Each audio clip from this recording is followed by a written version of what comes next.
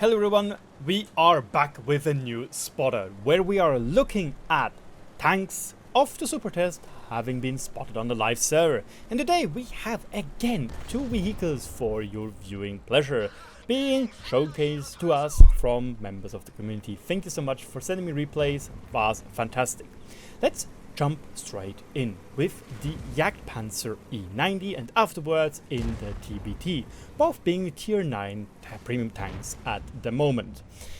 The Jagdpanzer E90, you might remember, I thought that this thing looks very annoying and odd because it's not the real E90 project, at least the ones which I constantly have seen when it came to blueprints. Now, it is here. And before you think, oh my god, this is a lot of green, fear not, I compare it to the Panzernik, you will see in just a second. The main points of the Jagdpanzer E90 are, it has a 750 alpha gun with pretty decent DPM with 2500. It has pretty decent aim time and accuracy, so it can also basically snipe with that gun, which is unheard of for Germany on that tier, because the other 750 alpha gun is the Waffenträger auf Panzer IV with the derp. It has not the best accuracy on the move values, we will get to that in just a second, and it is very sluggish, 28 kph in top speed. It has pretty decent horsepower, but the HP per ton ratio is bad. It is chunky, 110 tons, and it has 5 degrees of gun traverse angles, so it can also only do like whoop whoop whoop whoop whoop. You will see that in just a second, because let's have a look at the damage model. Whoop whoop whoop whoop whoop. That's the only angles you get with this tank. That is bad. It's like the Polish Polska Górą tank destroyers. Now, lower plate 140. But let's just compare it straight up with the Panzernik, which has like 250 millimeters of pen. So the lower plate is basically almost always a pen, which is great. The upper plate, not so much. But it has 3 cupolas. Yes, 3. 1, 2, 3. Oder 1, 2, 3. Learning German with Raptor. The thing is, though, you might remember that last time around I said that the Schwertwall is stupid tank design, in the sense that it has no weak spots on the cupolas, on the turret.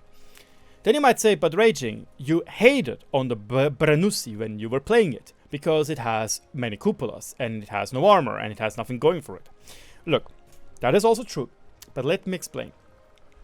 The Brenos, or Brenussi, has 10 degrees of gun depression. If you use these, the hull is still very easily pinnable, and the cupolas are still very visible, meaning that even though you are really trying to express your skill in this tank, you can't, because the armor is this potato. Now, this tank has 9 degrees of gun depression, so let's abuse it. And suddenly the cupolas, or at least most of the cupolas, are vanishing, making it, quite frankly, very, very, very hard to even hit them. These are very tiny cupolas now, all of a sudden. So suddenly with this tank you have a skill expression, meaning that if you are using the tools which are given to you, aka the 9 degrees of gun depression, you are able to bounce quite a lot of damage. And that is something different. It means a poorly played E90, or a poorly positioned E90, he will get punished. However, a good played E90 will not get punished, because it has all the tools necessary, and it's not that easy to find everywhere a position where you can use these 9 degrees of gun depression. At least that's my personal opinion on it. So that's I like. Anyway, further on with the armor, don't forget it has 30 millimeters of armor down here. You can see this plate, this one right here.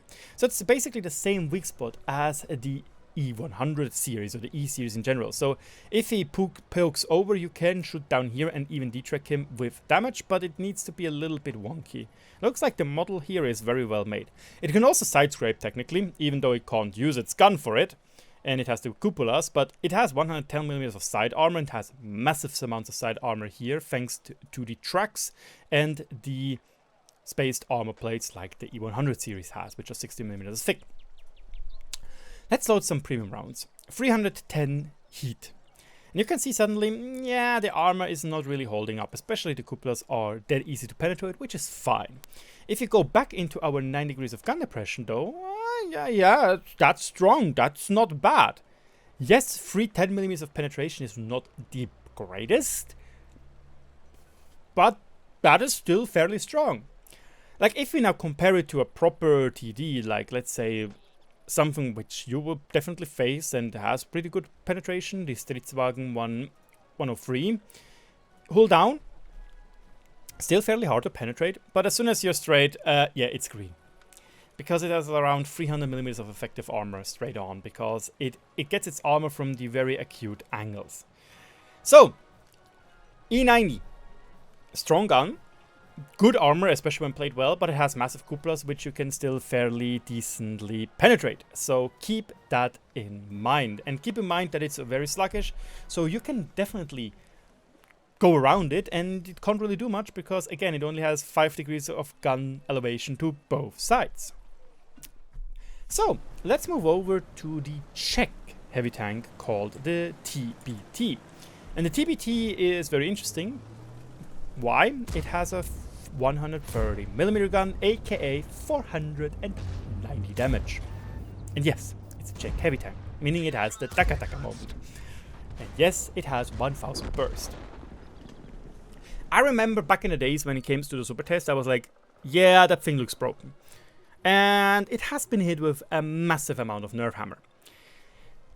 The TBT now has very poor DPM actually. I quickly need to change it because this was from something I prepared previously, so you will see that in just a second. Now we just have to find the TNH, which I obviously can't because apparently I'm very blind, which is because it's a classic. You can see the TNH has very similar DPM, but you can also see that basically everything is slightly red or just red, especially in the most important spots except for alpha. It has long reload, it has slightly worse DPM, yes, it has better burst, it has almost 1000 damage in 3 seconds, compared to 900 damage in 2.7 seconds. It has worse aim time by only a little bit, it has worse accuracy by only a little bit, it has worse gun handling by quite a bit, and it is quite a bit slower while having the same HP per ton ratio. It actually also doesn't get more module damage, which is a little bit odd, but might be a balancing factor because a 130mm gun is very strong. So, where does the benefit of the tank lie then, when everything is slightly worse than the TNH, except for the alpha? The alpha is amazing. Well, it is the armor. You just saw a sneaky peek. If it's straight on, the hull is fairly easy to penetrate. The turret, however, isn't. That is the cupola weak spot. And yes, it looks bad on the first glance. And it also kind of looks bad on the second glance, because you can see with premium rounds you can still not penetrate the turret. The thing is though, it has 7 degrees of gun depression, so surely if you take the 7 degrees of gun depression, it is going to be even worse, right? Because look at this, what the hell is this? You can't penetrate that, wink. If you now look premium rounds, you can see that there are the weak spots. I'm not the biggest fan of weak spots being hidden behind premium ammo. Because especially, what is a tier 8 tank supposed to do? They don't have 300mm of pen. And that can see tier 8 tanks, right? So, yeah. By the way, it has 40mm here, so it has actually better armor than the E90. In any case, the main gimmick of this tank is it's very, very, very, and you might have seen it in the replay, acute angle. So if we go into the visual model, you can see it has insanely acute angles on its turret and also on its hull, meaning that as soon as you are showing only a little bit of the side, I don't know, something like this, you can see that with premium rounds it's already going through. If you go into the live model, you can see it is going through almost 100% of the time, and with standard rounds almost 100% of the time. This tank also only is doing it through angles. And the main problem with that is as well, this is why I had the A-Phase-1 equipped. The A-Phase-1 is, in my opinion, very strong hull down heavy. And this thing will get eaten alive. Why? These are massive weak spots for its heat. But I'm not happy with that. You know, it feels like it's cheap because the tank itself on the turret now is also very weak now because of the angles. Obviously, angles get negated by heat, which is odd, but hey, it is what it is. But it makes it feel, or at least it feels like it makes it very hard to balance this tank, you know, because with standard rounds, oh, it's basically unpennable turret. With premium rounds, it's basically pennable everywhere. I don't know, feels...